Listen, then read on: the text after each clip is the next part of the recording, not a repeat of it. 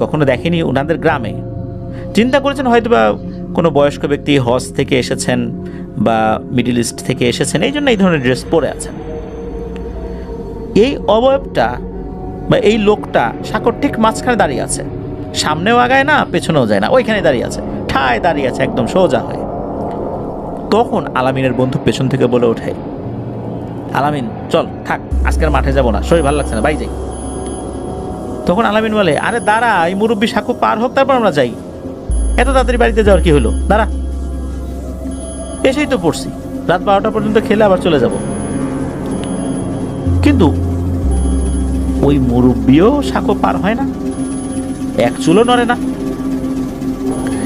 আলামিন এটাও দেখলো যে ওই যে যেই বয়স্ক লোকের মতো অবয়বটা দেখা যাচ্ছে, তার যে উজ্জ্বল পোশাক, সেখান থেকে মনে হচ্ছে খুব হালকা আলো ছড়াচ্ছে, এত ধবধবে সাদা তার ড্রেসটা ছিল।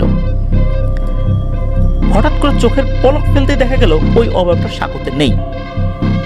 এত দ্রুত কিন্তু কেউ সাঁকো পারও হতে পারবে না, পেছন দিকেও যেতে পারবে না। আলামিন তো একদম হতভম্ব হয়ে যায়, কি হলোটা কি, এই লোকটা কোথায় গেল?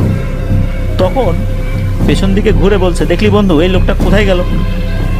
পেছন দিকে তাকিয়ে দেখে তার বন্ধুটা সাঁকোর সামনে আলামিন একা দাঁড়িয়ে আছে, সামনেও কেউ নাই, পেছনেও কেউ নাই, আশেপাশে যতদূর চোখ যায় ওই অন্ধকারেই, কোথাও কেউ নেই।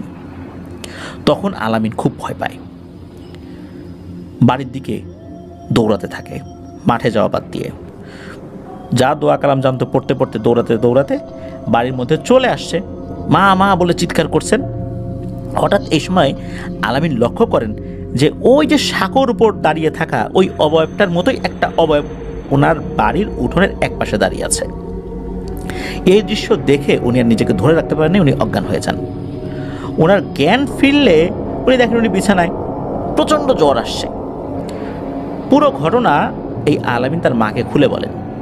এরপর সেই বন্ধুকেও ডাকা হয়, সেই বন্ধু আসে।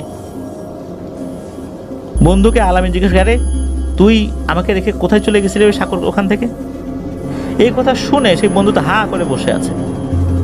সেই বন্ধু বলছে যে, আরে আমি তো তোকে ডাক দিতে আসছিলাম, এসে শুনি যে তুই চলে গেছিস, আমি আবার একা একা এইটুকু পথ যাব, এই জন্য আমি আর সাহস করি না, আমি যাই না, আমি তো বাসায় চলে গেছিলাম, আমি তো তোর সাথে যাই নাই কোথাও, আমি তো বাসায় ছিলাম।